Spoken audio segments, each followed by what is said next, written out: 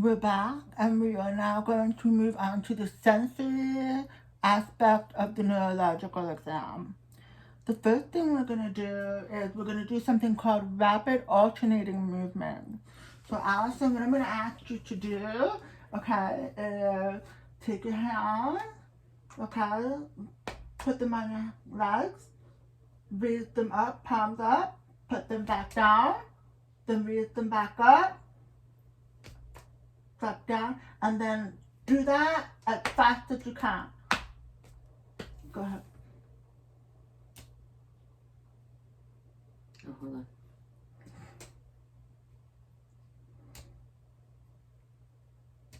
Okay, go as fast as you can. There you go. There you go. Very good. Very good. Alright, so somebody who has a stroke or some sort of ataxia or a musculoskeletal issue, they would not be able to do that as smoothly or as coordinated as Alyson just did.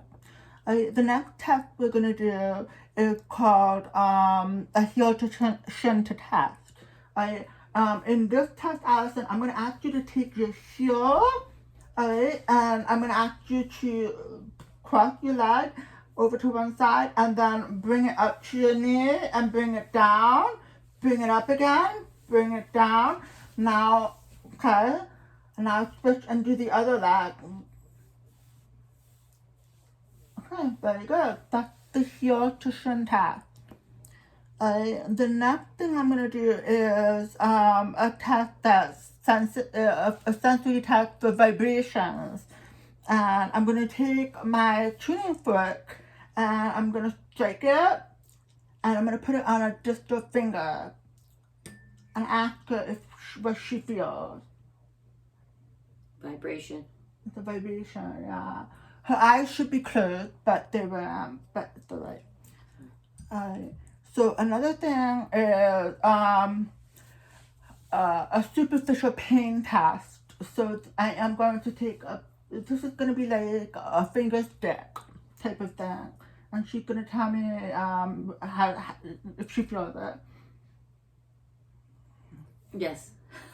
Shut? Yes. Shut, okay. There you go, very good, very good. Then the next test is for proprioception. Alright, for proprioception, Alyson, I'm going to ask you to, I'm going to put my finger up, I'm going to ask you to touch your nose, and then touch the edge of my finger, then touch your nose and touch the edge of my finger as they go around, okay? Okay. Alright, so go ahead. Try not to move your head.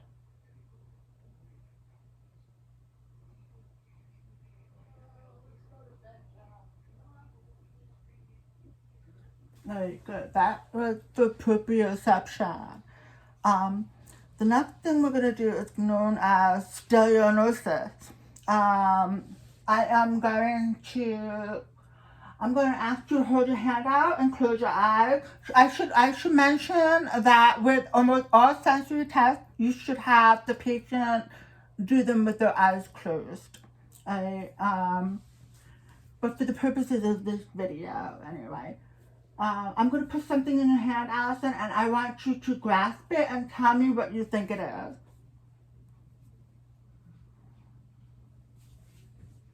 A key. That's right, it's a key.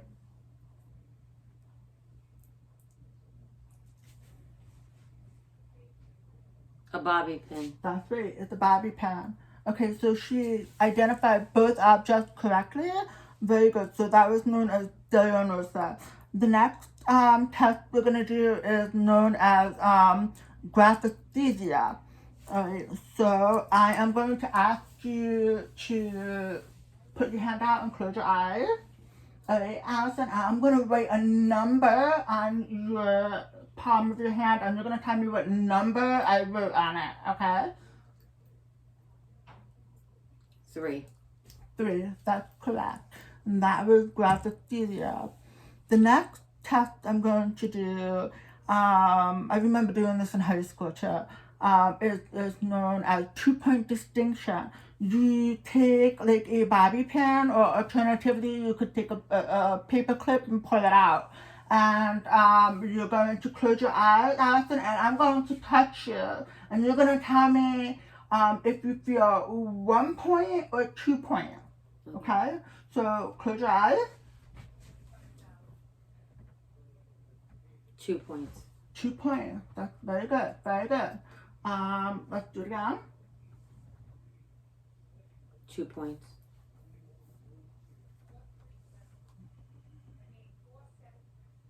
1 point. 1 point. It's pretty common for people with the upper extremities with no sensory deficits to be able to discriminate between the 2 points and a 1 point. But as you go down to the lower extremities, it gets harder. This is really important to do with patients who are diabetic and have losses of sensation in the lower legs. They would not be able to feel this, and you would need a wider span. So I am going to go ahead, close your eyes, tell me if you feel 1 or 2. 2. 2. Was that easy? I had to think about it. That's okay. All right, let's do it one more time.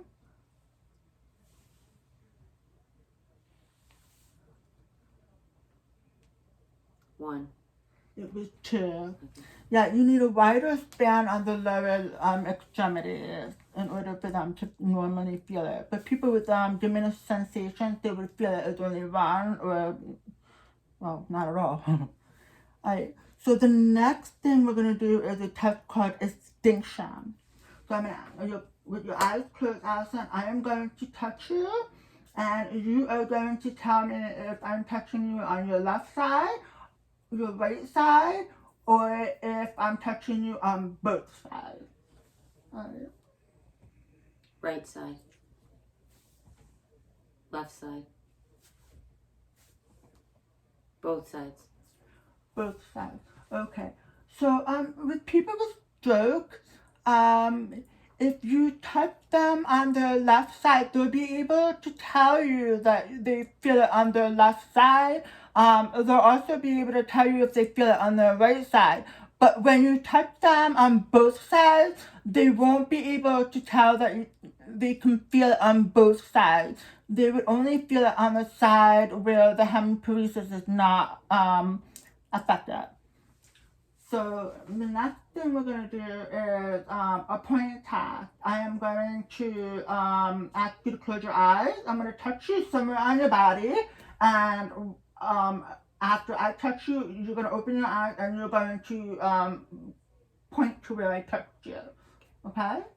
Alright, so Right there. there you go. She's very on point. People who are not so coordinated, they could get very off the mark.